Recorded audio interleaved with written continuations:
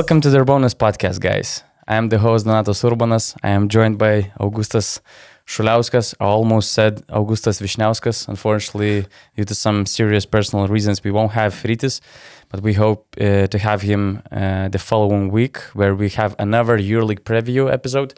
This episode will be also dedicated for the upcoming EuroLeague season, but we will try to look at this new season from the individual standpoint. The next week we will focus more on teams. We will do the power ranking to spark some love and some hate toward the podcast and the hosts of the podcast. Power rankings always can't really wait for that episode. Yeah, you cannot go right with power rankings.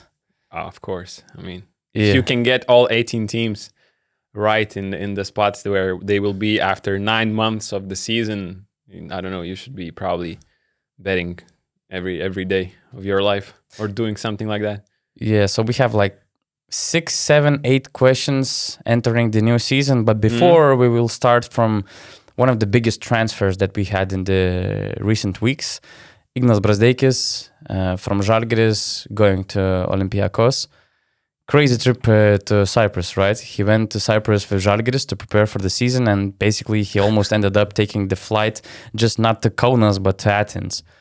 There was also a Zalgiris social media post, I think on Twitter, or maybe also on Instagram, made on Friday, where you can see a short video where Shaq McKissick is talking to Ignas Brazdeikis.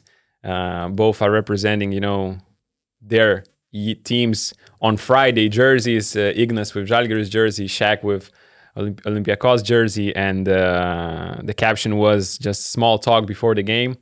And 24 hours later, that post was like, okay, now maybe it wasn't a small talk after all. I don't imagine these two guys talking about the weather in Cyprus when I wonder if Zalgiris' social media team were aware that something is happening. Because of course, I mean, Iggy, McKissick, Zalgiris people, they knew that there are negotiations because they took some time already. Obviously, these things doesn't happen in 2 hours on Saturday. It has to be a lot of backstory to this. We know things a little bit later with some time delay. So I'm not sure it was social media meant to do something like this, but it ended up in a funny post. Yeah, so Brazdeikis signed a 3-year deal with Olympiacos. Zalgiris also received a buyout, and there were already some reports, and I can confirm from my sources that the buyout is around 500,000 euros. So it's a pretty significant buyout for Zalgiris, and especially taking into consideration that Brazdeikis' salary was around 750 for this season. It means in theoretical salary cap of Zalgiris, we have like 1.2, 1.3 million. But let's share our reactions. What do we think about this move for all sides? Probably let's look first from Olympiacos' side. I think because they signed a new player, they did not lose the player like Zalgiris did. It wasn't expected for me that they signed Brazdeikis. My first reaction was it kind of says how that Olympiacos were a little bit desperate, I think, in my eyes, to make a signing before the season to buy out a player like Brazdeikis.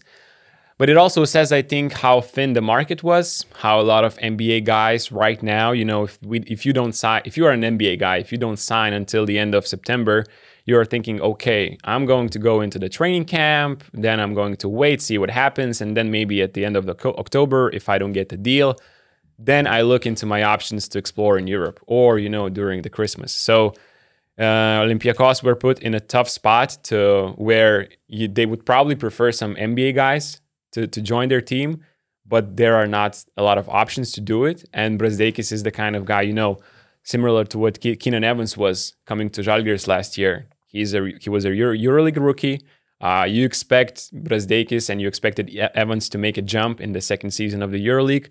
Players usually do that. We saw his progress towards the second part of the season. So I think it was unexpected for me, but I believe that Olympiacos really are betting on Brazdeikis' future, on Brazdeikis' process. So it's a really interesting move. I think in a ideal scenario, they would have signed a even more talented player because I think they had the money, but there were simply no options to do that. So I saw some tweets in Greece that they were confused with which position Brazdeikis is going to play. Some were even saying he's a 3/4. He is not a power forward. I can't imagine Brazdeikis playing a 4. I'm not surprised by these discussions because I remember that even the Lithuanian coaching staff had doubts and they weren't sure if he is like more of a 3-4 player or vice versa. So I received some replies that saying in the university in college he was playing some minutes at the 4, but come on guys, like college and EuroLeague level are two different things. He is physical enough, he is super strong. He has a great body for wing position, but I don't imagine him guarding for example Gershon Yabusele. It has to be a super favorable matchup for him to play the 4 position and to be good on defense and to be good on offense. So I think he is going to play 2 and 3, like he did. He had the same coach in the Lithuanian national team and in Zalgiris, because he's Maksvydas was coaching him in both teams, and he was playing him as a 3 in Lithuanian national team because of the team structure, and he was playing Ignas as a 2 in Zalgiris, where the free position was covered by Ulanovas and Arnas Butkevičius. So I think he's going to do the same depending on the lineup he's thrown in by Bartzokas. He's going to be either a 2 or 3, but it doesn't really matter in nowadays basketball. So what was your first initial thoughts about this deal? Since I'm Lithuanian, first of all, I want to look at it from Žalgiris perspective. And I really believe that both for Žalgiris and Brazdeikis, this is a win-win situation. I agree. Because, it's not a secret, especially during the last season, Brazdeikis didn't really get along with Coach Maksvydas. They had a hard time understanding each other, I would say, and finding the best chemistry. I'm not saying that their relationships were, ruined, everything was wrong, and there was a constant conflict. No, it was just a difference of basketball understanding, I would say, of basketball approach, because Ignas Brazdeikis, although he is Lithuanian, he's playing for Lithuanian national team, he was born in Lithuania, but he grew up in Canada, and he has a different mentality. He has a Canadian player mentality, and the approach that he had coming to Europe was way different from all the Europeans that you know. So Coach Maksvydas was different. He tried to teach him the European way, both on Lithuanian national team and in Žalgiris, and it wasn't an easy process. And I remember from what I heard during this offseason, there was this plus option for the following year, and Brazdeikis was, I wouldn't call it desperately, but very actively looking for ways out to go to another EuroLeague team. The deal, he couldn't find any deal. It's all good, okay. But it went good for Brazdeikis because he's joining... First spot after the break, guys. One of the EuroLeague title contenders. He's switching Kaunas Winter to Athens.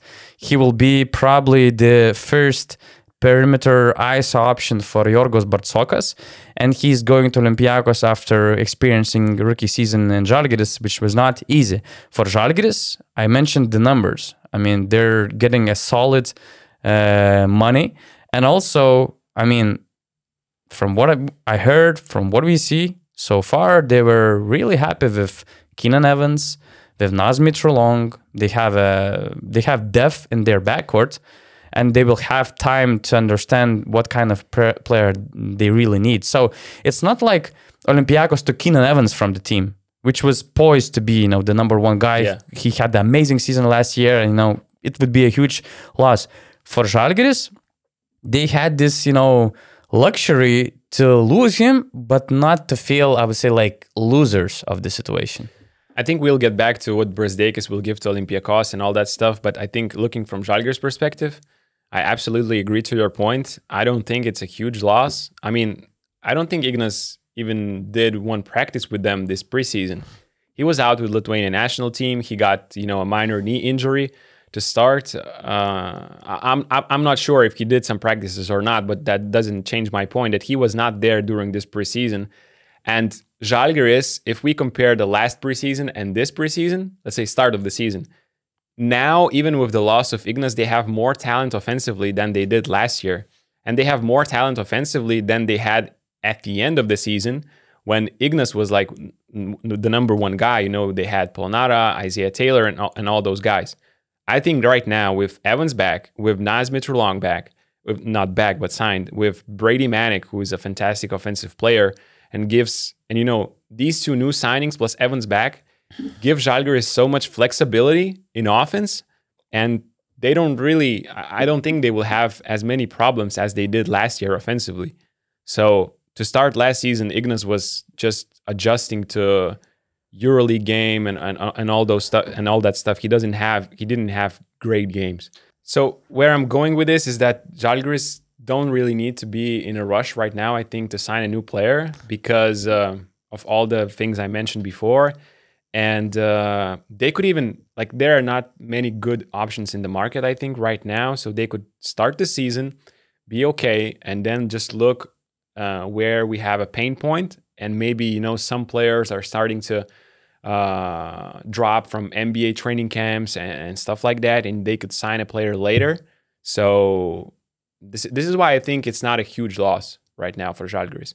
What Ignas will bring to Olympiacos is probably a bigger question our Greek fans want to know the answer to. I mean, he was basically posting up smaller guards last year for Zalgiris, playing ISO ball.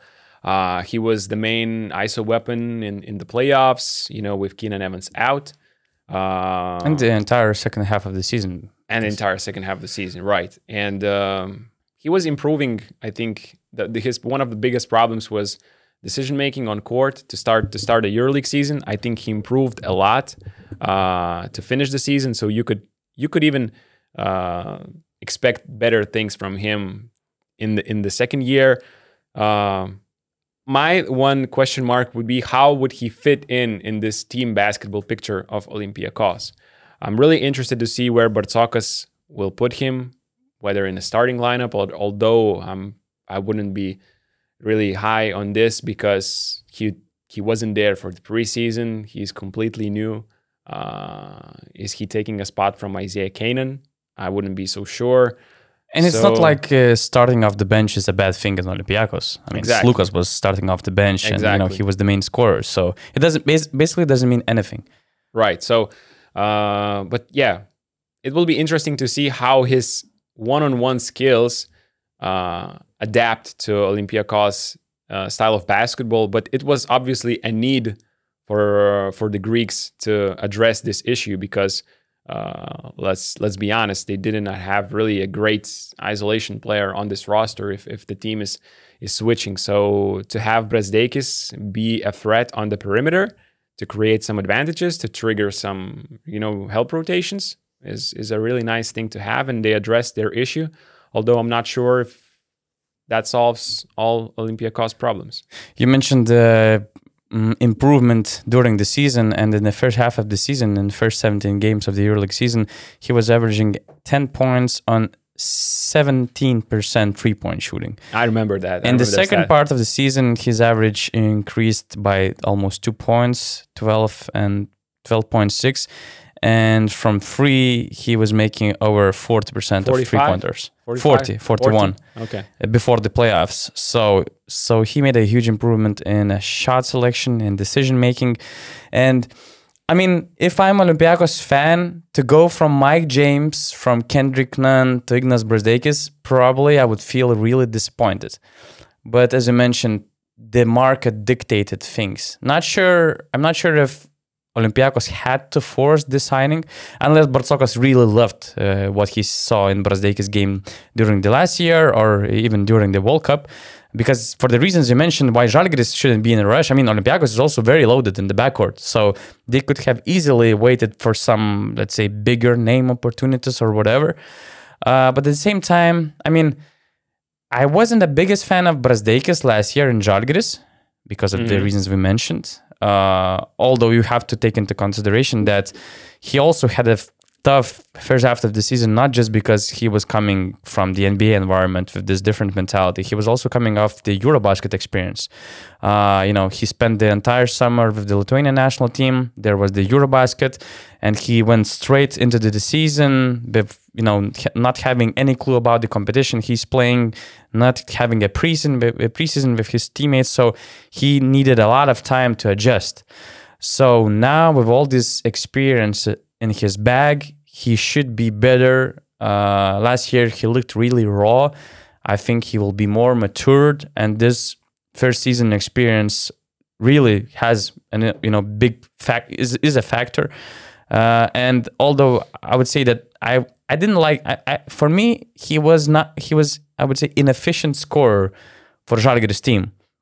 But at the same time, I think that we as Lithuanians who saw him, every week, every game, maybe we were a little bit too strict on Brazdeikis, because when you look at his numbers, at his season and his progress, he was averaging 11.6 points per game throughout the whole year, and is actually the fourth best average among the EuroLeague rookies.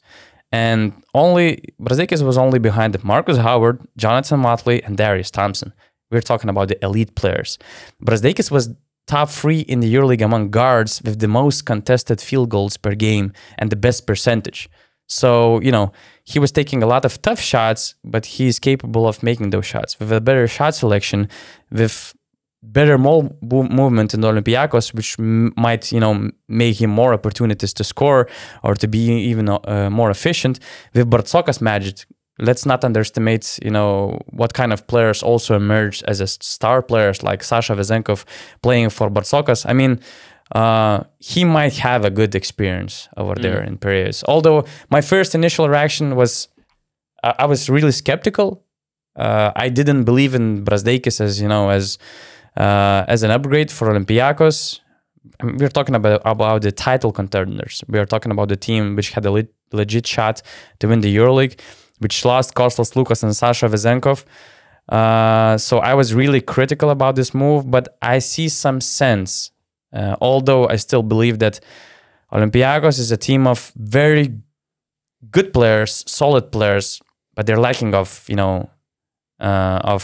game changers, of stars who make a difference when it matters, like Slukas, game winner, Sasha Vezenkov, MVP game. I love additions as individuals of Luke Sigma. I believe that Alec Peters might step up. I like that what Brazdeikis can offer if he will improve. But when I look at them, I mean, I don't know how they're going to stay in the elite. I mean, I'm not sure if they're Final Four material with this roster that they have. I know what some Greek fans will respond to these comments that they lack top talent. Although I agree with you. I even wrote a tweet saying basically the same thing, that they have probably the deepest roster. They have loads of talent combined in the team.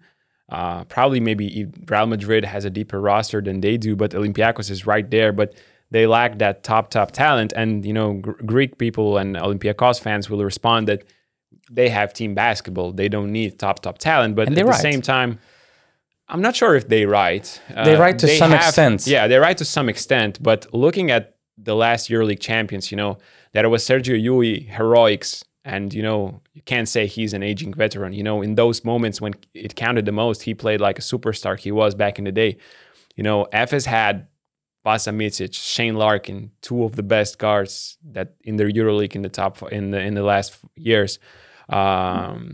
Even before champions had Nando De Colo, there was always a guard there making decisive plays, making big plays.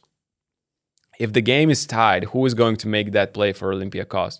Who is going to win them the game, the close games? Like we had the same question last season, but they had Kostas Lukas, who is famous for making those clutch plays, and he missed that tough shot last year. But is Ignas Brazdeikis going to be that guy to put Olympiacos over the top? Is Nigel Williams-Goss the guy to make a fadeaway jumper? This is the question I have for Olympiacos. And we are making these questions because we think Olympiacos' goal is to win the EuroLeague, not to be in the Final Four every year. The goal is to win. So the standard is really high from us to Olympiacos. So this is my question, and I think we probably covered all the parts here, both Olympiacos and Zalgiris. Yeah, just for Zalgiris side, talking about this replacement, at one point when you just look at the numbers, it feels like, oh, Zalgiris can afford like a player up to 1.2 million, something that never happened in Zalgiris history, and it could be an elite upgrade for Zalgiris team.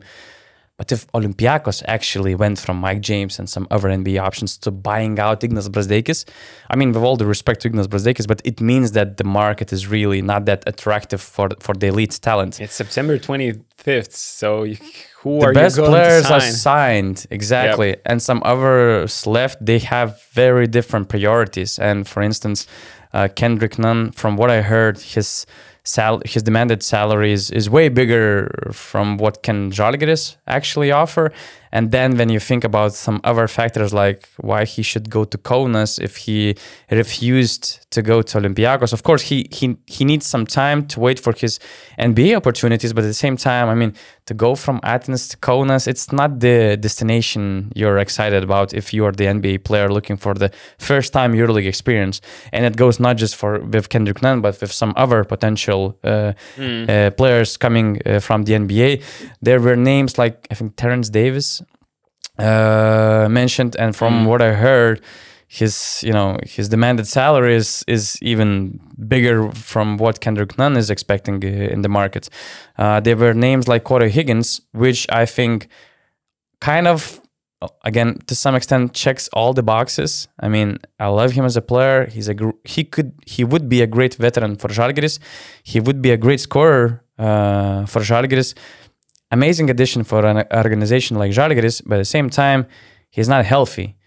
And from what I heard, it might take him even more than 1 month to get back into playing in EuroLeague, or just to be ready to play in EuroLeague games. And it means that probably it would take even more time to get him for him to get in shape. And then again, you never know if he will get injured again. I mean, his last 2 seasons at Barca were terrible injury-wise. So if you're Zalgiris, if you're going to spend a lot for this position, can you afford taking those risks? I'm not sure. So a lot of questions, a lot of doubts. And if I was Zalgiris, I wouldn't rush this decision. Absolutely. Who knows? I mean, from what I heard, the initial idea is to find somebody who could replace Brazdeikis, let's say, position to position. Probably they're looking for a player who could, Keenan Evans, maybe he prefers taking step-back threes or outside shots, and maybe they're looking for a slasher, a player who can drive like Brazdeikis did, who can score through the contact, who can initiate some fouls and get to the free throw line. Maybe that's their idea, and I get it. He would be a different tool on this already nice and solid backcourt, but at the same time, I would take some time. There might be some NBA training camp dropouts, so there might be way more options in a few weeks going into the NBA and EuroLeague season. But we'll see, because I'm hearing different things, and Zalgiris might surprise. We all remember how fast they took those decisions with Isaiah Taylor, Akila Polonara. Of course, the situation was way different. We needed some. They just basically lacked of personnel in some crucial positions. Now the situation is a little bit different, but it'll be interesting to see who are they going to sign. But again, I still think that they're in a good situation. For Olympiacos, the standard is way different. Although we have to understand that Olympiacos is not Real Madrid, it's not Fenerbahce, it's not Barcelona. Even though they have money because of Vezenkov buyout, his former salary and stuff, it's not like they can buy anybody they want. So it's not easy to navigate in this market. But yeah, you expect players who can maybe not to improve their chances to win the title, because they were already in the best position to be in as Olympiacos club, but at least to stay in the conversation, in the title conversation. And it's not going to be easy, I think. My last note would be about Zalgiris. What's Aoife Lundberg's situation?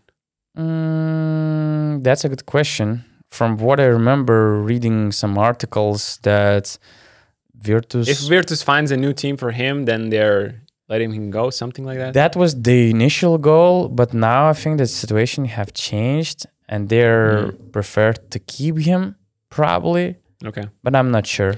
Okay, anyway, if they don't find an option from outside of the EuroLeague, I think, what if they could sign, what if they wait and then they maybe try? There's a lot of, players, new guys, EuroLeague rookies in these as well, Alba.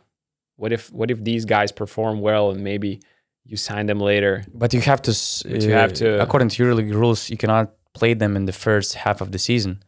If you sign anybody from the other EuroLeague team, and if he has appeared in a single game in the EuroLeague, they can transfer. They can be registered for the EuroLeague only for the second half of the season. Yes. So it's also a tricky thing, actually. Okay. And even in Lundberg's case, I mean, if you really want him, you have to find a solution in 2 weeks because they're playing the first game in 2 weeks. There are some guys playing in the lower level that would be nice additions, but there's always a buyout situation. The season already started, so I think let's move to our topics. We have talked about pretty much everything here. Just my really very last note would be that although I mentioned all those names that Olympiacos were after, I think that Zalgiris situation is different. You can actually go for up and coming player. You can go for a rising player, for a player who hasn't played in the EuroLeague. Olympiacos, they needed, a solid player. Maybe that's why Brazdeikis also chose a player with the EuroLeague experience. Zalgiris can be a little bit more creative because they don't have that Final Four standard. Okay, they're in the dream case, Final Four would be great, and with all the pieces they kept for the upcoming season, who knows, maybe they have at least this silent hope, in their minds. But they can be more creative, finding new gems, new talents, thinking out of the box. So that what kind of can make this decision more interesting than Olympiacos' choice, because they were a little bit limited in terms of what they were looking for. Yeah. So we have 6-7 topics to preview the upcoming EuroLeague season, more from the individual's perspective. We will go through different topics, statements, questions that will touch GMs, off-season moves, coaches, some other things, and we'll start from worst contract. From the best and worst contracts of this EuroLeague offseason. I actually wanted to start it from the worst contract because it's something that shocks. It's there's no need for some nice sweet intros. Let's go with losers. Let's no intros. Yeah, no intros. Let's just start bashing teams. Okay. Yeah.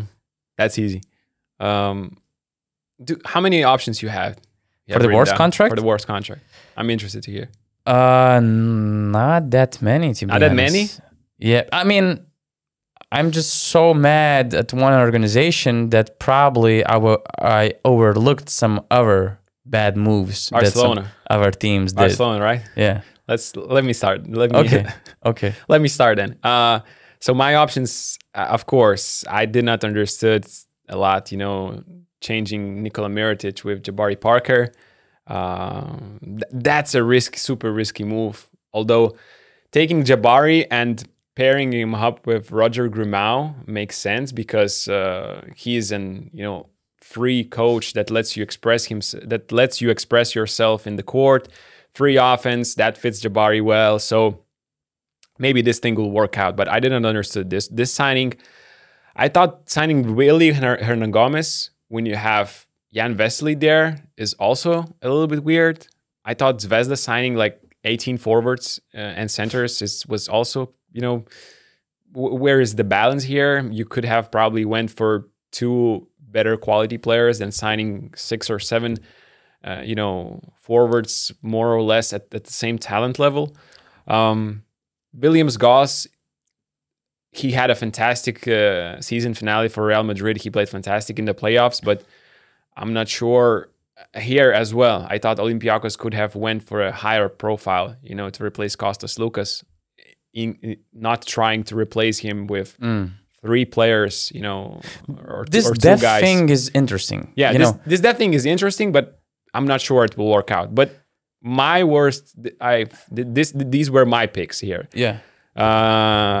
My other options, honorable mentions. But my pick is Achille Polonara signing with Virtus. Okay. I don't know. I'm not sure this guy is EuroLeague level, let's say. He did not convince me playing for Zalgiris last year. Okay. He wasn't good. He wasn't that good when playing for Istanbul teams. And, he missed all his 3-pointers in the World Cup for Italy.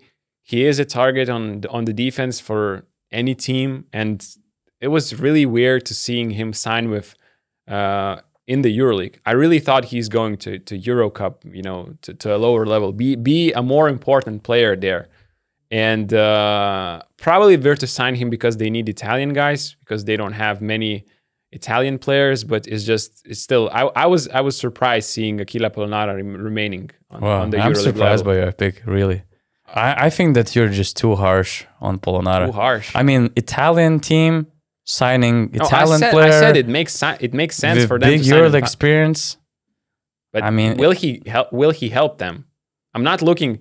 It's logical to sign an Italian player for an Italian team, but will Achille help them? I don't know. I mean, Did he help It Italy? depends on what kind of expectations do you have for him. But let's say, can you name better stretch for options coming of Italy for Virtus? I mean, Because is he really stretching the floor, missing 0-0 for 22? okay, that was one really bad tournament for Polonara, but probably we can all agree that he can stretch the floor as a 4-man. And again, he's a talent player. Let me check because his percentages. if you're killing Virtus for this signing, any other Italian could say things about Lithuanian players of Zalgiris, some Serbian players of Crvena Zvezda or Partizan or whatever team. I think that's, local teams signing local players, they have different standards for these signings. You mean lower standards? Lower standards, yeah, it's fair to admit it. Okay. I mean, because, okay, I don't want to be disrespectful to some players, so I won't mention those names, but in every team you could find local players who wouldn't make it in any other EuroLeague team. And Polonara, okay, I wasn't a fan of Polonara last year in Zalgiris for sure, but he doesn't look like the worst option for the Italian team. Okay. Sorry. Okay. I'm surprised, really. Go with your You're choice. so then. harsh for Polonara. Go with your choice. He didn't have many fans in Lithuania, but wow. You're hard. You're difficult. I'll go with your choice then. My choice is easy. I mean, Barcelona. You already mentioned. I wouldn't call it one bad contract. Just a lot of bad agreements, starting from Nikola Mirotic. God knows, how this whole situation will end up. Probably there's still this option that Barcelona will have to pay the full salary to Mirotic. So they're paying a lot of money, millions, for a player who's playing on a different team. The same goes with Corey Higgins. You say that you save money and you sign Para and Brizuela, spending $2 million for the buyouts only. I'm not even talking their salaries. If you combined all these money that they were thrown on these two signings, and also even in the best case scenario, if they won't have to cover the full salaries of Mirotic and Higgins, probably teams like Bayern and Zalgiris could build a roster for one season from all these money that they were spent, and I would say wasted. So I just don't get it. I mean, I think that's an interesting follow-up for the local players topic. I think that you have to be smart in spending money for locals. You cannot overspend. You cannot waste your money on locals. And an organization like Barca, which has youth academy, youth players, I would rather go with implementing, especially when you have the youth coach, Roger Grimau, coming to the team. I would rather have, couple of 18, 19-year-old players implemented into the roster and giving them some opportunities. it's not like they didn't have any, local talent. I'm not sure about James Nagi's status, but I think that he's treated as a Spanish player because he spent there a lot of years. There's Sergi Martinez. I don't have Barca roster on the paper, but I mean, you have Youth Academy. Billy Hernan Gomez joined the team. I mean, it's not Baskonia. They don't have Spanish players. They have different approach, but it's not like you have to spend 2 million only for buyouts. It's crazy. It's a waste of money. And I don't care that, I mean, it's a criminal activity in the face of other EuroLeague teams. You know what else is criminal activity? Yeah. Choosing a team for one worst contract when you said explicitly choose one player. That's criminal as well. I mean, you can go with any contract you want. Para, Brizuela, it doesn't matter. Maybe we as an outsiders, we don't really get how things work in some markets, and maybe market was really thin for Barca in terms of signing some local players. But for instance, we all remember Real Madrid, they also spend a lot of money for some buyouts, like Abalde, there was somebody else, and they were spending over 1 million. But again, I mean, I would understand if they spend 1 million for Juan Nunez. I mean, for the top prospects, Brizuela is 28. I mean, okay, Para is younger, but still, I mean, do you really spend so much money for players of their level? I mean, instead, spend this amount of money for the youth academy, to get some players, to get some dividends in the upcoming years. I don't get it, really. It was definitely a strange offseason in Barcelona. And I agree to your points that, them spending so much money on buyouts after having to pay Mirotic is one crazy offseason. Yeah. On the other hand, best contract of the season. Oh, yeah. Let's be more positive. You go first here. Actually, I'm not going too far from Spain. For the best contract of the offseason, I picked Facundo Campasso. Because... you went the easy way. Yeah. Because I'm Real Madrid. I just won the EuroLeague. I kept the entire core. I mean, that's rare. I think that they kept their 7 top players by efficiency for the next season, for this season.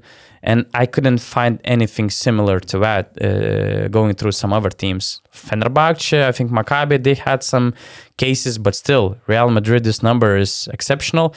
And you're adding a game changer, one of the elite point guards in the market, Facundo Campasso, who already played in your team with a lot of this core players. And he's also...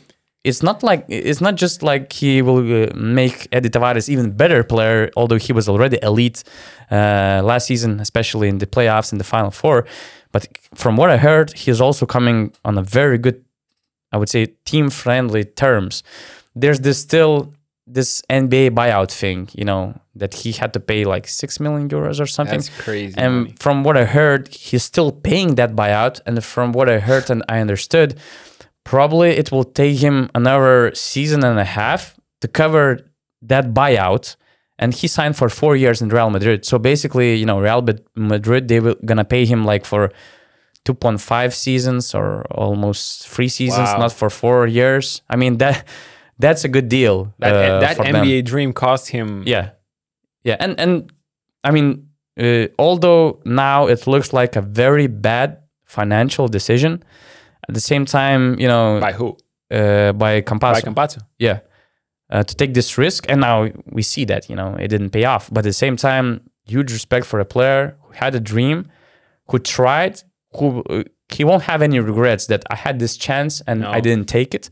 And okay, it didn't pay off, but he's returning. He's going to play at the elite level. He will still get paid quite, enough, and he will be fine. And he's coming to an elite organization. So not just because you're adding a top talent to this already very talented group, but you're signing him on a very solid terms. And that's a good question. I should make a bigger research, but I'm not sure who's more expensive for Real Madrid for the upcoming year, Facundo Campasso or Para or Brizuela. That's a good question. That's also an interesting situation to compare Real Madrid's offseason and Barcelona's offseason. One team had a super calm summer where they got rid of some of the contracts. They shortened their depth, maybe avoiding some conflicts in the locker room for playing time during the year. And they added the point guard that was perfect in their team. He knows everything, and they know he fits in absolutely well. So amazing ads. That's definitely, it's easy to pick him as the best contract. I also had him in my list to choose from, like the best contracts, but I tried to go a little bit other way because I thought maybe you're going to go with Campazzo. I thought my top two were, I thought Efes did an amazing job switching Vasilije Micic, one of the best players in the EuroLeague, with Darius Thompson. Just looking at their preseason, a couple of games that I saw, he fits in perfectly. I think he's more of a passing type of point guard who can also score at will. And with all that talent around, with Shane, with Elijah Bryant, with Beaubois, with Will Clyburn there, with centers, very, very different centers. So he's the perfect point guard there. And I think Efes could not have replaced one of the best players in the EuroLeague with a better fit here. The only problem I have with this one, since it's the case of the best and worst contracts, I'm not sure if it was the best contract for Efes. I mean, to go that high, he will get paid at least 1.8 million for the next season. To be honest, I cannot recall any other sophomore EuroLeague player who had such a huge leap in his deal and his contract. I think that in Baskonia, he was paid something around 500,000 euros. So for Efes, and they also paid a significant buyout, also around 500,000. So for the next year, Darius Thompson will cost them 2.3, 2.4 million. Okay, so that's huge. I'm not questioning the quality of the player. I'm just saying that, the best contract, if FS managed to sign him somewhere in the range of 1.2, 1.3, 1.4, that, for me, that would make the best contract. Now, I'm not so sure. And just last point to add from my side, I mentioned those names like Brizuela, like Para.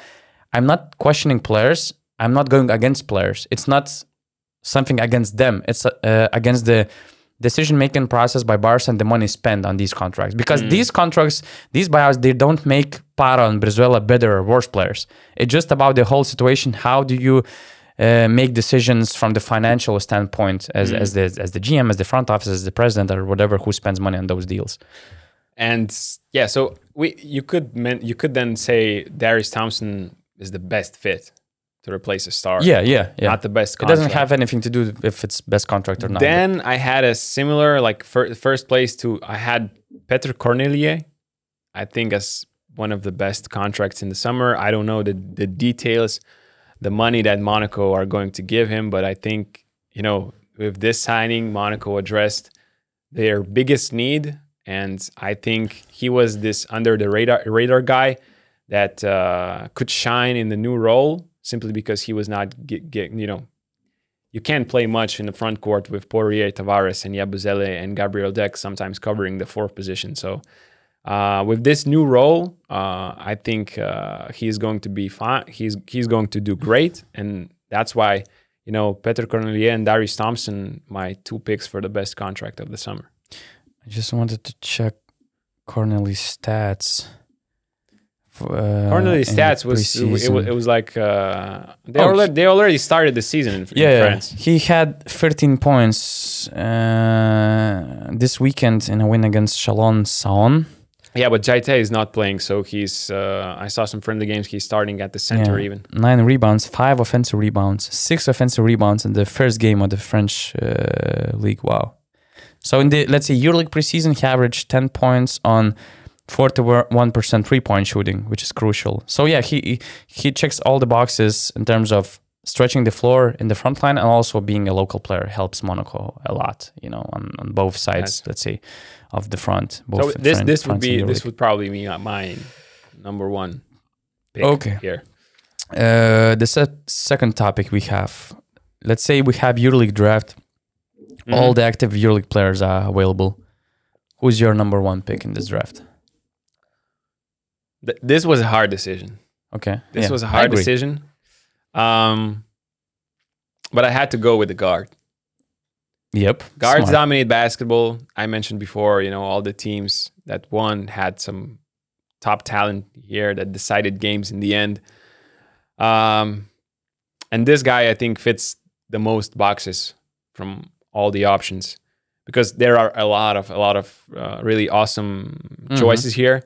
But I'm going with someone taller than a point guard, someone who showed last year in the playoffs how deadly he can be.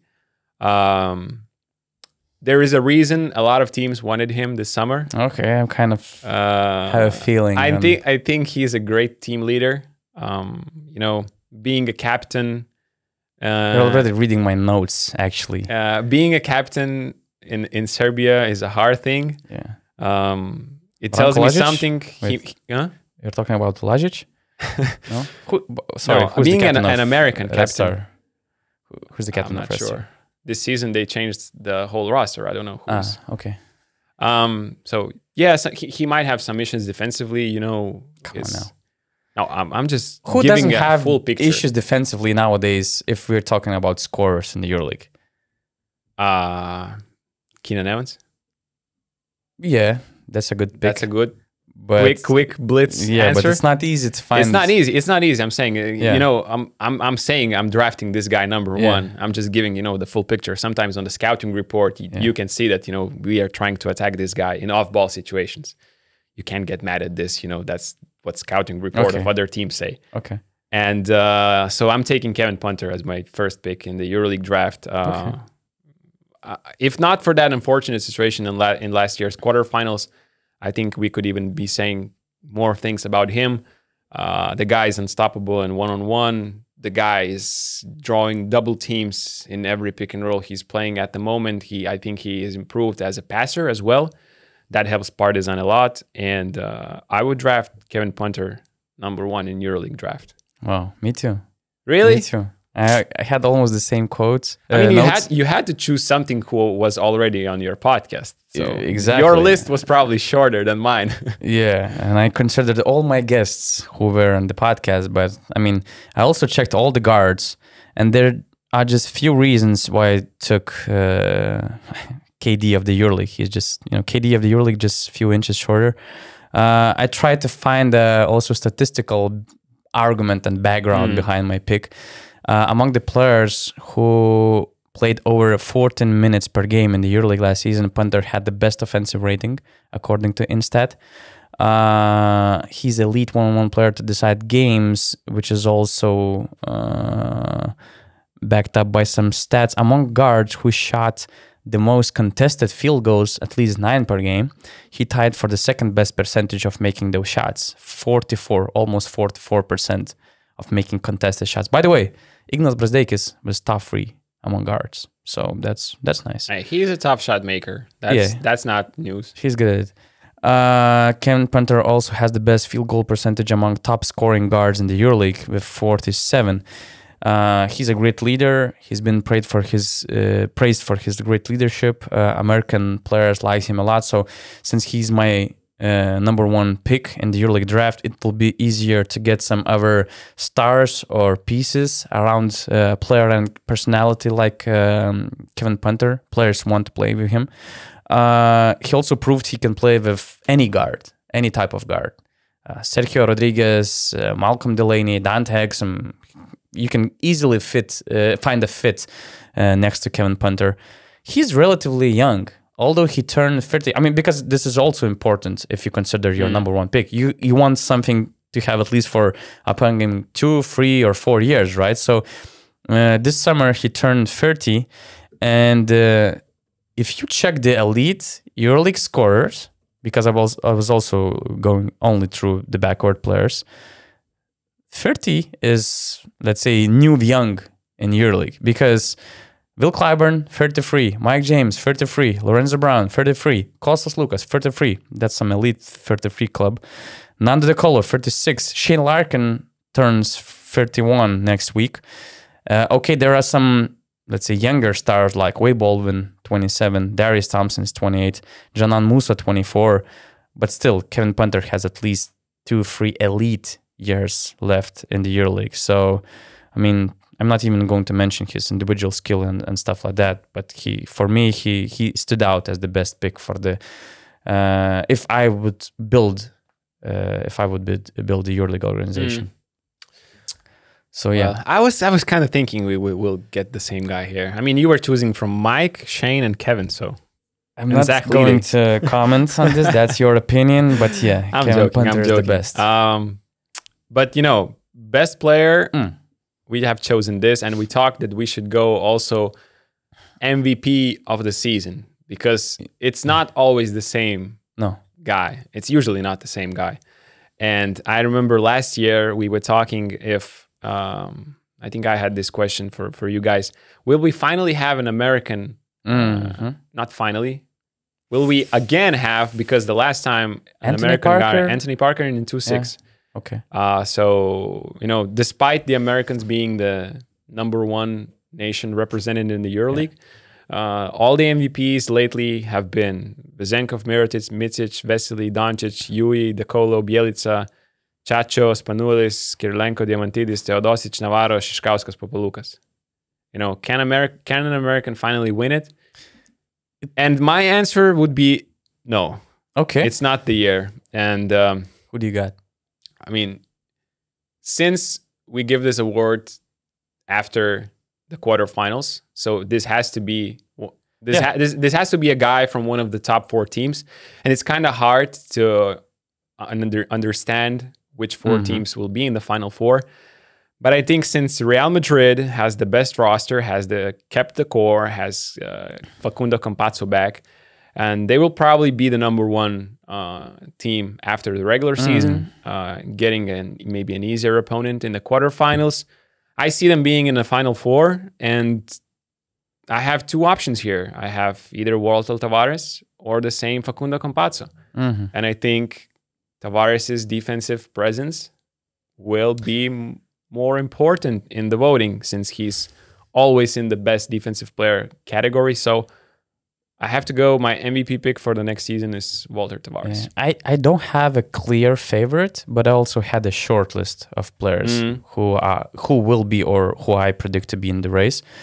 And because it's interesting because it has to be a player that stands out. And some teams, like, for instance, Olympiacos, they might make the Final Four.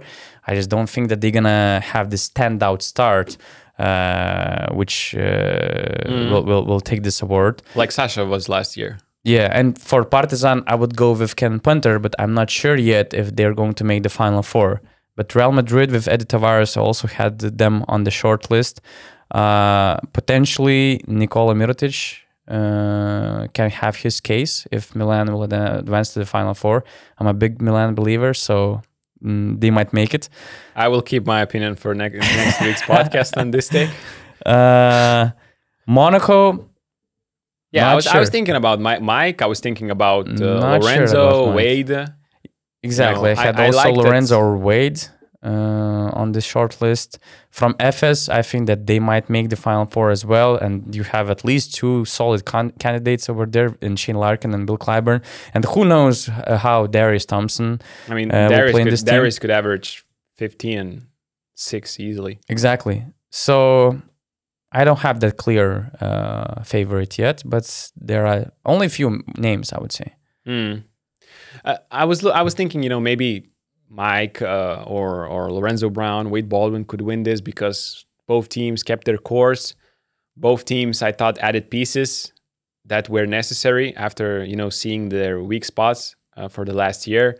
So maybe these 2 teams should be good in the regular season, but with the amount of teams contending for playoffs this year, it's really hard to see, apart from Real Madrid, who is going to be in the Final Four. Exactly. And since that influences the voting so much, I'm going with a safe choice here and just saying, one of the Real players and probably Walter Tavares. Yeah, I agree. Is winning this. Okay, let's make things more spicy. First head coach to be fired.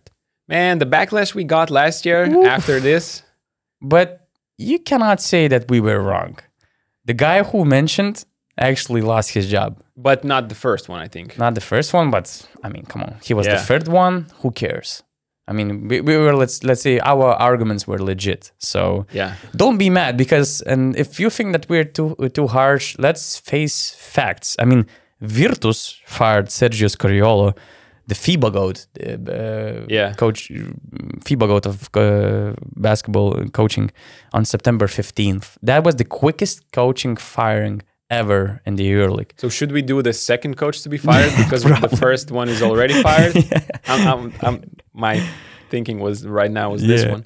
Because the two previous very first coaching firings, the quickest coaching firings were made by Olympiacos and Zalgiris. Olympiacos cut David Blatt on October 6th. And I think that it was also related to his health situation. So, I mean, it was not, I might be wrong with this, but I think that it had something to do with his health. No idea. But what's for sure, Zalgiris firing Martin Schiller on October 7th didn't have anything to do with his health. So Argyris Padoulakis and Panathinaikos comes, okay, now he's fourth on this list since Sergio Scariolo is on the top. Padoulakis was fired by Panathinaikos on October 14th. So, I mean, we're not too harsh with our picks. We're just facing the reality of the EuroLeague. And especially when some teams declare that they have very high goals, it also includes some hard decisions on coaching personnel. And also, you know, releasing the head coach, firing the head coach is always more attractive when you have something to choose from people who doesn't have a job. So the list is pretty attractive one. The list is nice. Andrėja Trinkieri, Šarūnas Jasikevičius, Yanis Faropoulos, and probably I already forgot somebody to mention. So a lot of Scariolo. Yeah, exactly. We have 4 elite coaches. So who is the first one that will pull the trigger? You know, we are not wishing for any coach to get fired. First things first. But, you know, I would say there are a few coaches that are on the hot seats. And it's crazy. The season hasn't even started, and we're talking about the coaches who are on the hot seat. But that's because, you know, some teams have made really ambitious goals for the season. The owners have spent a lot of money, and you know how it goes in the EuroLeague. Mm-hmm. The patience is not the biggest value here when talking about head coaching firing. So I think Roger Grimau is facing a difficult situation in Barcelona. A new coach, Barcelona have big ambitions every year. It could be, I'm really interested to see how it goes. Players are super happy because now they have a lot of freedom. But we as Lithuanians remember how Zalgiris players were happy with all the freedom after Jasikevičius, and then it kind of went wrong. But actually, the first season was okay. I mean, they were 50% team, so it wasn't that bad at all. So, but I thought their their structure was better. I know. I think you know, maybe Dimitris Itoudis with a lot of players. Just before you continue, my short take about Barca. I think that they might be a little bit more patient with Grimau because I think that the following summer, Xavi Pascal will become a free agent.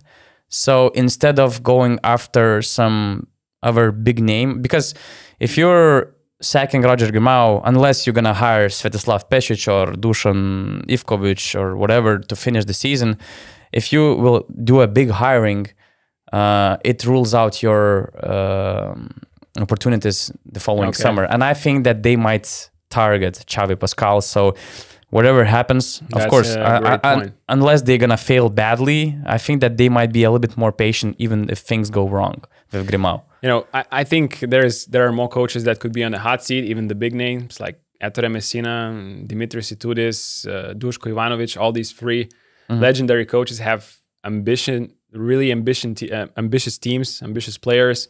They have all of these 3 guys have depth in their roster. The teams, the owners want results. If things go wrong early in the season, they might want to try to make a switch. But I think the guy that I'm choosing here is Valencia and Alex Mumbrú.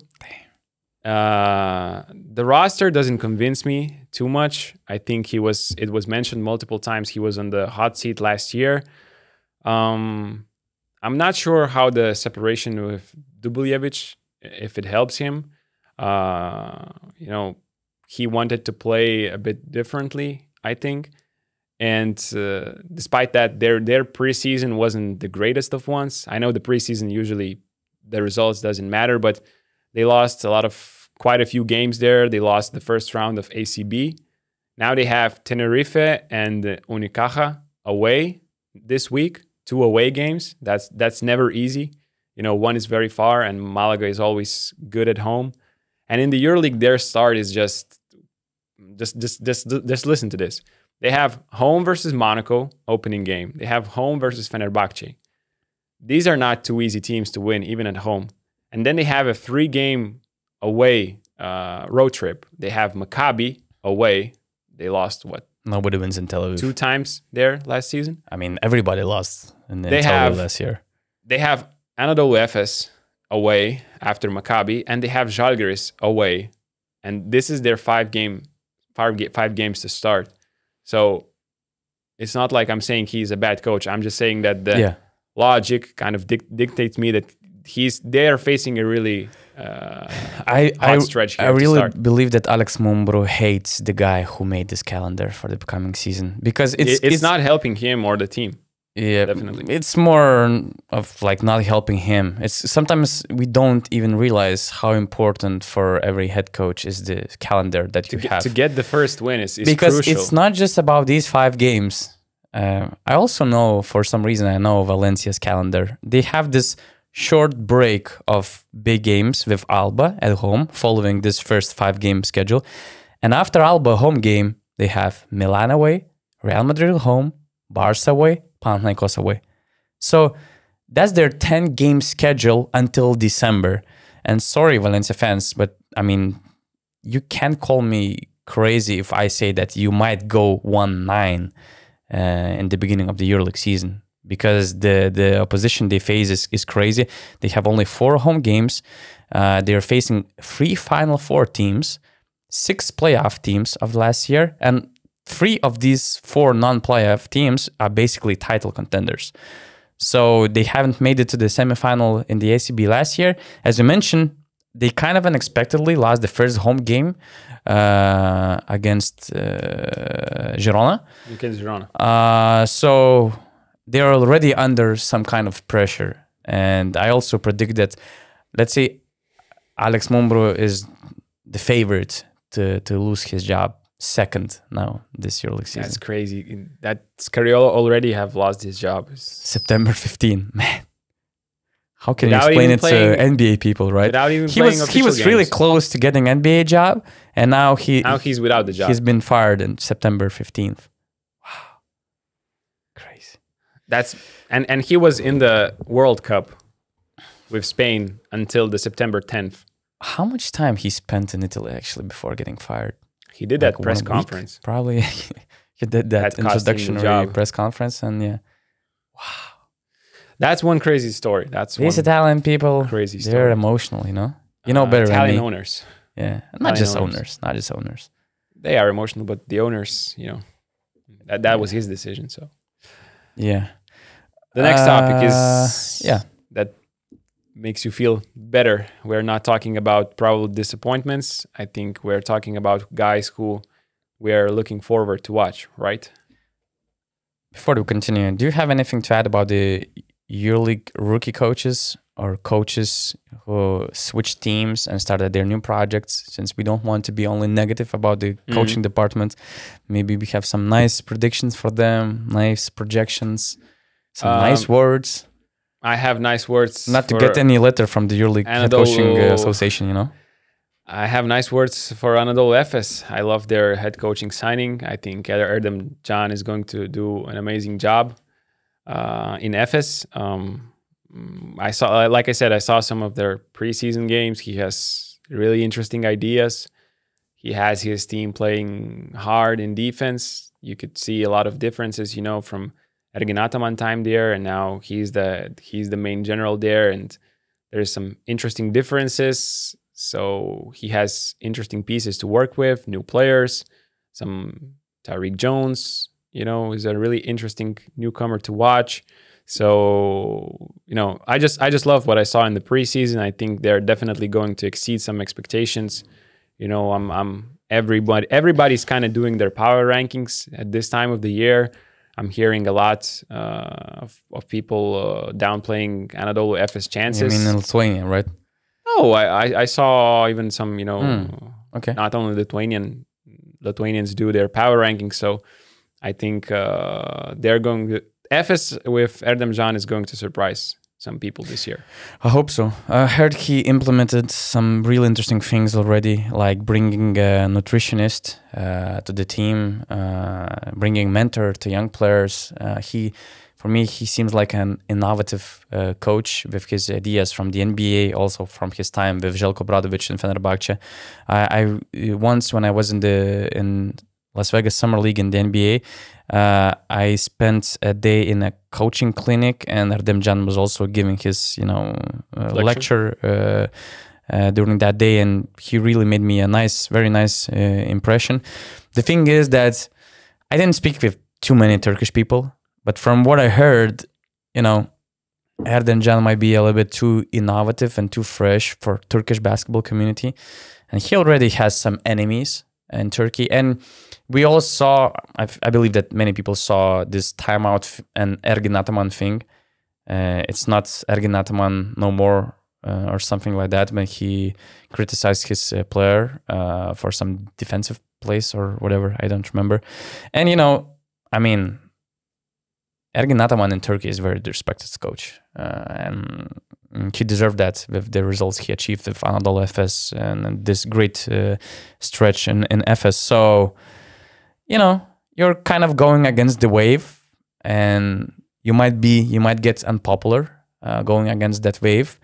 And in some situations, and if things will start to go wrong, you might get some additional pressure because of that. So I hope everything will be fine. I hope that if there even will be some tough situations, his status will be decided by his quality, by some, arguments, some logical reasons, rational reasons, not something else. But that's the feedback I've got from some Turkish people, regarding Erdem Can, because for us from the outside, things may look way different than for locals, because we are not that into this business over there, and there's always something, there are some local things that we don't understand. But yeah, I hope everything will be fine, because I also believe in Erdem Can a lot. I wish his new things will, grow on Turkish people. I think it's always nice to see progress.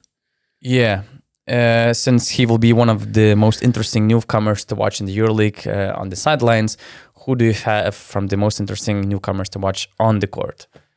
I honestly did not expect so many guys to choose here from.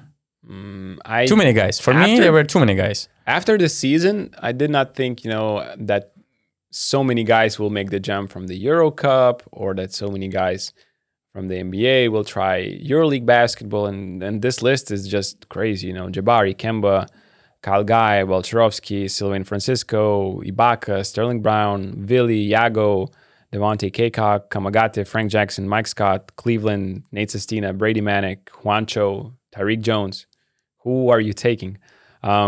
And my most interesting newcomer, I was picking between Kyle Guy and Tyreek Jones. Okay. And these two guys are really different players. And I'm going to go with Tyreek Jones. I'm really intrigued to what this guy can do with Efes. And most interesting newcomer, interesting to watch, is also for me fun to watch. And Tyreek Jones is extremely fun to watch. I mean, the guy flies on the court. His dunks will be all over the top 10, I think, on many nights, on many rounds. His blocks as well. I think he gives his and Darius Thompson connection and his pick and rolls. Their pick and rolls should be a really thing to watch, to follow in the EuroLeague. So I'm going to go with Tyreek Jones also. I'm going with Anadolu Efes guys here lately. Yeah. Who did you choose from this list of like 20 players? I checked Tyreek Jones' stats. I only have stats from 4 preseason games. You know, it's not all the preseason games that you're seeing. And it's not like preseason really matters. I'm just checking, how he's doing at the beginning, because it's not like he's getting, a big role, a key role in this team with a lot of talent already. So it shows that 9.8 points per game, 5 rebounds, 1.3 assists, 1 steal, 0 blocks so far, but yeah, just a matter of time. Yeah, anyway, very interesting pick. Kind of obvious pick because we already loved the potential that he will bring to the EuroLeague this offseason, signing with FS. He was one of the most wanted bigs, especially newcomer bigs in the EuroLeague markets, and he chose wisely FS team. I could have went with Jabari and Kemba. It's obviously super interesting how the former NBA stars will do in the EuroLeague, but Kemba hasn't played for Monaco so far in the preseason. And we already spoke about them so much that the whole excitement is kind of gone, because we were super excited about them 2 months ago. Yeah. Now it's different, and I actually got intrigued by one of the most recent signings. And to me, this signing... Brazdeikis? No. I saw too much of Brazdeikis, so I'm tired of Iggy, really, so I'm not that excited. And he's not a newcomer. But this signing, he's actually, theoretically, practically, he's also not a newcomer. He played 6 games in the EuroLeague, like 12 years ago, during the lockout. But for me, Serge Ibaka to Bayern Munich was a move out of nowhere. I really thought that they're just going to keep Augustin Rubut or Otello Hunter, and that's it. They're all set for the season. And now you see this, okay, he's now a former NBA player. He's 34. But it doesn't feel like he returned to Europe just to finish his career, just to retire here. First of all, he didn't take the biggest salary in Europe. He could have gone for a way bigger money if he just wanted to get some money to end his career. But no, he chose Bayern Munich with very limited financial capabilities. He chose this team, which is not playing, let's say, for the title. And he chose this team to have a big role and to have big opportunities to help this team to maybe, increase his worth, increase his value for the following years. Maybe he has some hopes to get back to the NBA, which still might be the case despite his age. NBA teams know what to expect from him. His skill set helps, for him to hope for the NBA spot. But if he does well in Bayern Munich, he might get a legit chance at joining some big EuroLeague team, because 34 in Europe and EuroLeague, it's nothing. You can still get a 3-year, 10 million euro contract, So what impressed me about Serge Ibaka was his motivation. And I heard some first feedback from his time in Munich. Of course, he still needs time to get back in shape. The EuroLeague calendar is way different than the NBA, and the NBA is still 1 month away from the start of the season, so the body was adjusted to some kind of different schedule. So, of course, Serge Ibaka is still not flying over the rims already, although I heard he already made some impressive blocks on some big guys in Munich. But I heard that it's been a while since the last time we saw him, in person, live. There was this lockout year, there were some FIBA competitions. I remember I saw him maybe in Eurobasket 2011 when he was there in Kaunas. But he's so big, actually. He used so much space on the court. He's so lengthy. And first of all, there were a lot of NBA names coming to Europe, but you can, argue what kind of impact they're going to make at the elite level. We're talking about the guy who might make this defensive player of the year conversation way more interesting. Because now it was just Eddie Tavares. Now at least we had the conversation. Is it Walkup or Tavares? Now I really think that Ibaka might join this group. He might really help this Bayern team. His overall presence on the court not just gonna help them defensively, but he can stretch the floor to some extent. And I was told that the way he used the space on the court, the way how much space he takes on the floor really helps point guards like Bolmaro, like Francisco, you know, to drive to the basket to get some better opportunities to score. So to me, to see a team like Bayern Munich, not the top tier team, not a team that can afford almost anybody, to see them signing Serge Baca was very nice surprise because it will make them even more competitive. Although I don't see them very high in my power rankings, but they're going to be very competitive. And I hope that they're going to bounce back after the last season. That's a solid choice. Let's go to best offseason. Yeah. By the team. Which team had the best offseason? I would say this is an easy pick. Like, you can't go with Real Madrid just signing Campazzo, even though that makes perfect sense. I think what Panathinaikos did this offseason is the best work. They, first of all, they completely rebuilt the team. They are relevant again. Signing Lucas, although it was a dramatic move, not a lot of people liked it because of his age, because of the contract length, because of the money that they give him. I think it showed to other players in Europe, and not even in Europe, but also some NBA guys, that they are serious about contending again. And his signing allowed to them to have this team that they have right now, and they are, on paper, with the talent level they have, they're one of the contenders, you know, for the Final Four, absolutely. Yeah. And even maybe even more, you know, because I thought they're going to get the starting forward, small forward, from the NBA. We know that they were after some NBA guys. It didn't work out.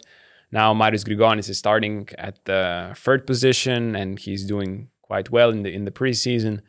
So, you know, just to have this variety of options in their team after an awful season last year, when they basically did not have any guys there, their offense was just, you know, awful. Their team structure didn't make any sense.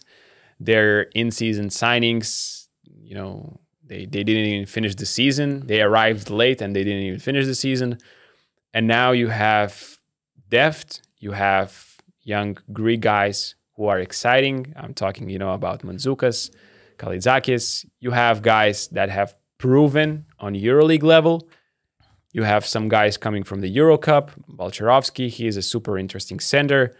So, and he's also, you know, he can stretch the floor at the 5 position. So Ergin Ataman and Panathinaikos have constructed a team that's on paper cover a lot of different check boxes. They have offensive versatility. They have Kyle Guy as a shooter. They have Dinos Mitoglu, another forward who can stretch the floor. They have a rim protection. They have Kostas Lukas. They have Jerian Grant, who seems like a really great glue guy in the preseason. So this rebuild they made, I think, makes a lot of sense. And it's only up to them now to, you know, build on this and to improve as a team and to prove everyone that, you know, you can actually rebuild a team in Europe in one summer. It's not like in the NBA where you have to wait 3-4 years to be a contender again. Here in Europe, you can just throw money around and just change 11 players and you are a contender again. So it's not like I'm a really big fan of this concept, but I have to admit that they had the best offseason. Also, I try to be a little bit more creative at this one. I give credit to Real Madrid for the reasons I mentioned for Facundo Campazzo signing and keeping the core. Maccabi actually started their best off-season even before the off-season, signing Lorenzo Brown to an extension, with Bolvin to an extension in spring already. They kept the core, they improved a couple of positions, and knowing that they were so close to make to the Final Four, I mean, did a really good job. FS, their transition after this amazing era, after these, you know, big losses of Vasily Misic, of Coach Ataman, I think that to me their transition was as smooth as possible, bringing Darius Thompson instead of Vasily Misic, kind of changing this landscape, the concept of the team, but at the same time not losing talent or potential that much as you can expect if you're on a budget reduction. I also love that they find Erdem Can as a replacement for Ataman, local coach, Turkish coach, also very promising coach. But, you know, I tried to find other answers, but I cannot ignore what Panathinaikos did, really. You also already mentioned a lot of reasons. To add, they got rights to control Oaka. That helps to grow the organization. That's also super important. From what I heard, I think it was also reported in Greek media that they have a new big sponsor next to Dimitris Giannakopoulos.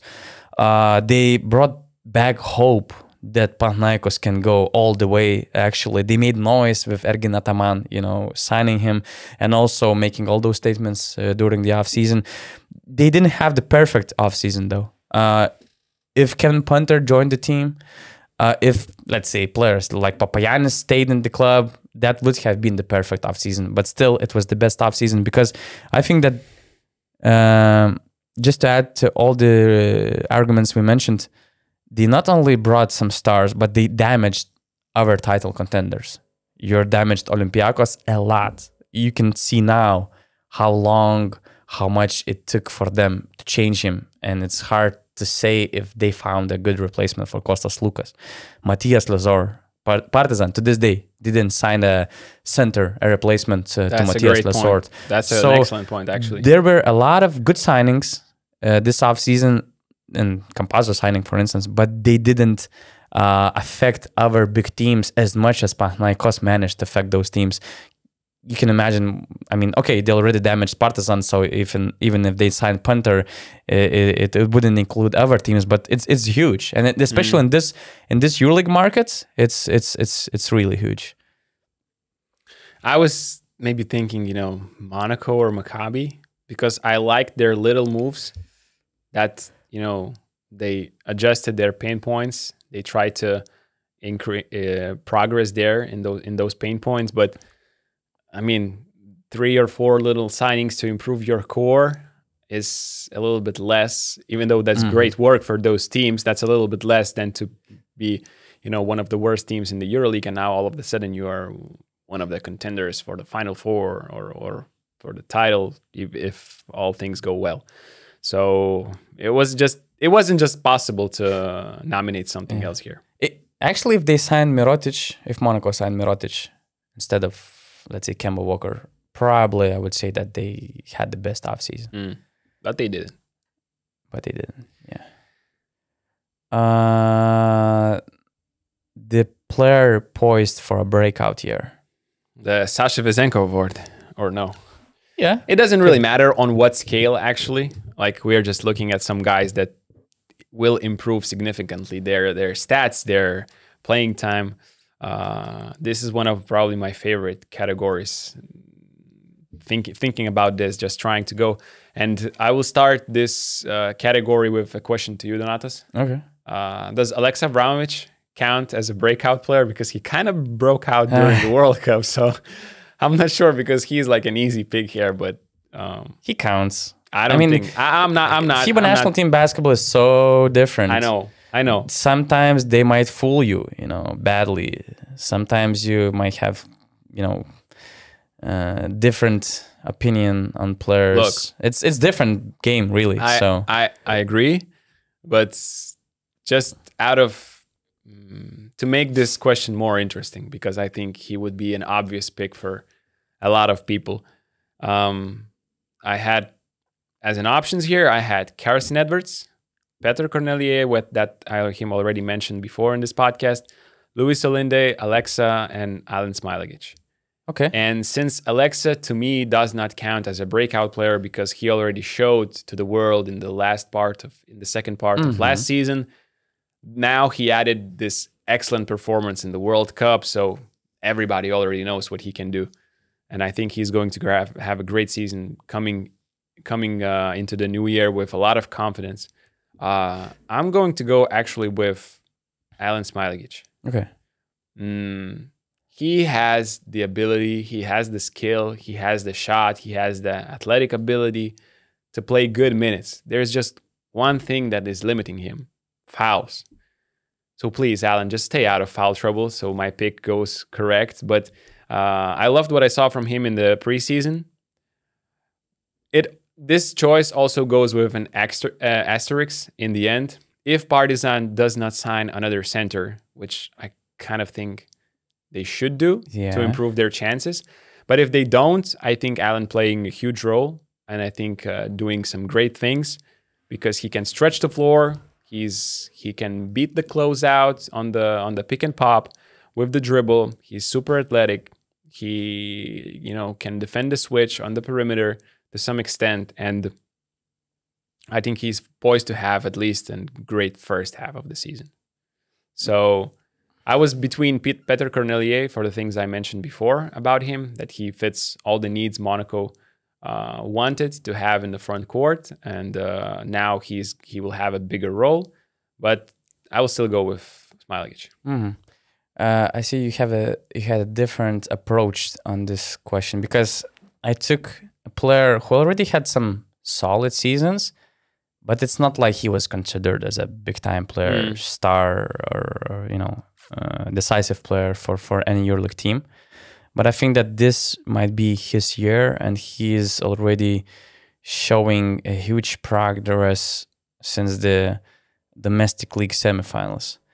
I go with Elijah Bryant, who had a terrific preseason, who also had a terrific Turkish league playoff experience last season, starting from scoring 19.3 points per game in the semifinal series against Fenerbahce, including 21 and 25-point performances in the last two games of the series. He was also great in the final series against Karşıyaka, and even during this preseason, he was averaging almost 14 points per game on a 49% field goal shooting, 4.3 assists, which translated into 9.3 points of assists per game. So he was generating almost like 23 points per game for Efes. Those great performances included 15-point game against Partizan, 4 assists, 17 points against CSKA. I believe he will thrive under Erdem Can.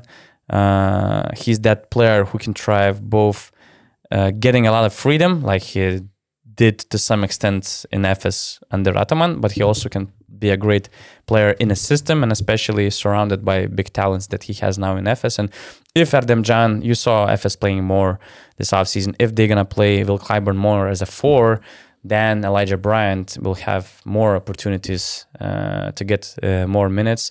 But even if they will try to stick with Clyburn more as a small forward, I think that Elijah Bryant will be an amazing off-the-bench player. So great personality, great guy.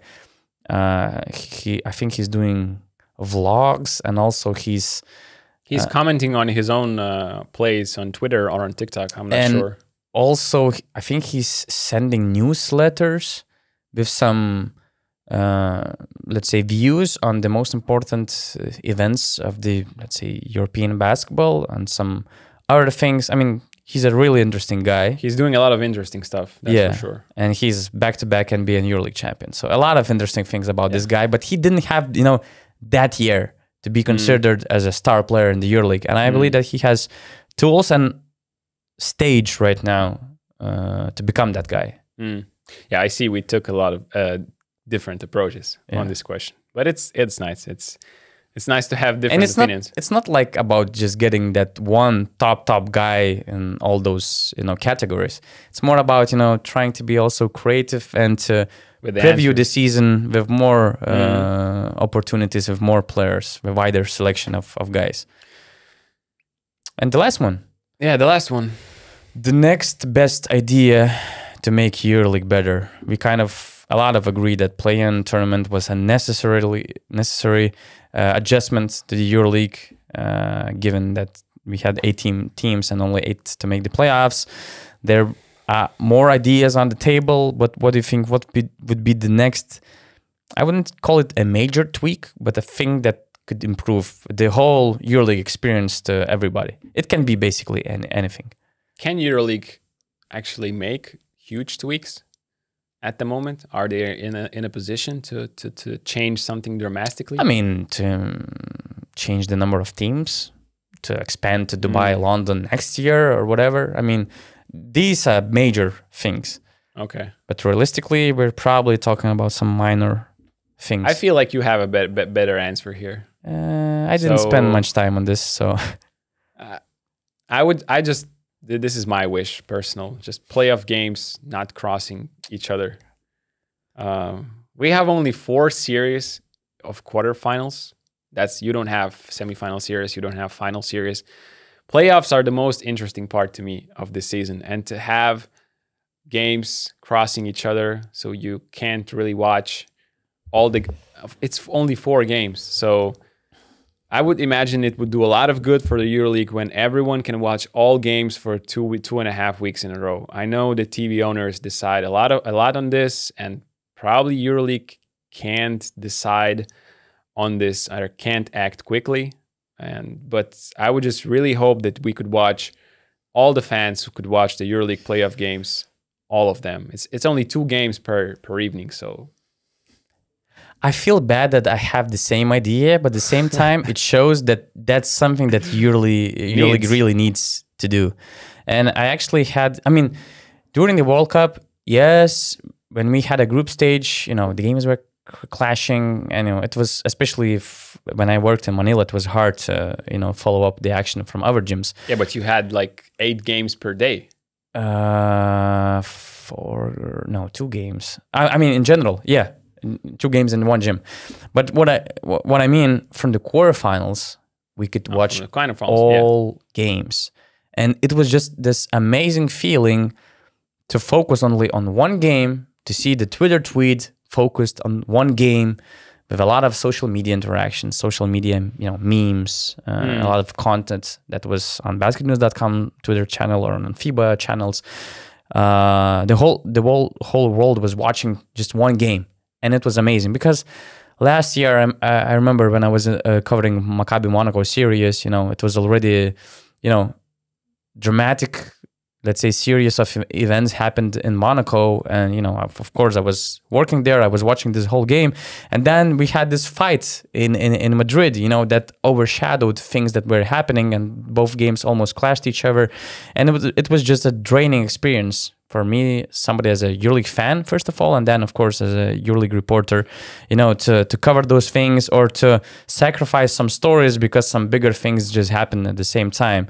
And it's just bad. And I remember that I had this conversation with EuroLeague people, and the main idea was that even the playoffs, they cannot avoid this thing of games crossing each other because the priority is the local TV. And yeah, you have to respect the TV rights and those TV companies that bought EuroLeague TV rights.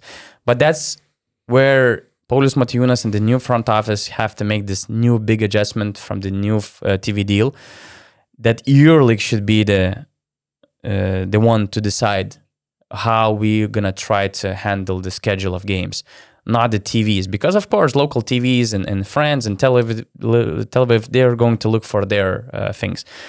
But the main argument was this: if we make this game in this or this region earlier, there's a risk that this home team will have a lower attendance in the gym, and especially it hurts a lot the local TV viewership. The number drops dramatically. But I can get it during the regular season. But I didn't feel that they had comparisons. I mean, because the playoffs is the time when the whole Europe is watching. You shouldn't focus on the local market. You should think about the bigger picture, and you should think of ways to, increase the attention in those other markets, which I believe that combined would make the audience and TV numbers way higher than just focusing on the local viewership. So I think that's how things should be run, starting from the playoffs. Okay, regular season, whatever, we can accept it. Let's keep it this way if it's better for local TV right holders and especially teams, because they are getting money. But from the playoffs, you must find solutions to get this normal TV experience of watching the entire game. In the regular season, you have like what, four or five games each night. It's not possible to watch all of them. Usually you have at least 2 games that you can watch, and that's fine. But from the playoffs, when you have only 2 games per night, it would be really nice if you could enjoy both of them. If you are a real basketball fan in Europe, that's probably the number one fix that they have to do when the new deal kicks in. Yeah. And it's not something, huge, something impossible. So Hopefully. yeah. Hopefully. That's it. Yeah. Next week we'll have power rankings. Hopefully with Ritis back. Next, And we will have a lot of fights. I can guarantee you that. if not between each other, with fans in the comment section, that's for sure. I think our opinions will be different. More different than they were today. I hope so. And also, the next week we're planning to do it might be whoever the Q&A podcast for the BN Plus members, the additional podcast that is available only for BN Plus members that you can become on basketnews.com/plus. We have a very nice community that can get extra access on our feature stories, video breakdowns, of also additional podcast episodes, WhatsApp group that we have, amazing WhatsApp group with a lot of great basketball minds over there. We also have plans to do the EuroLeague fantasy draft to promote our draft fantasy and new platform. Yeah, new fantasy platform for the next season. So a lot of content is coming up the next week and then the following weeks. EuroLeague season is starting. I'm happy that we had this short gap between the World Cup and the EuroLeague to get some time off to refresh. And I'm super excited for the next season, really. It will be great. Thank you guys for watching.